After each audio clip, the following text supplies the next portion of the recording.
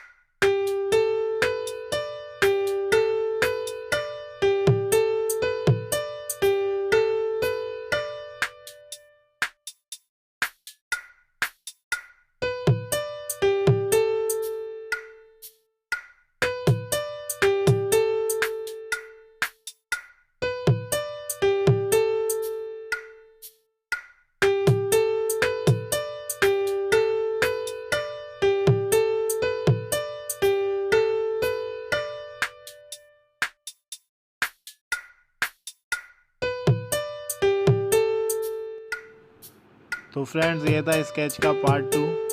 तो अब ये स्केच पूरा हो चुका है और आप देख सकते हो मैंने इसमें चारकोल और ग्रेफाइट पेंसिल दोनों का यूज़ किया है।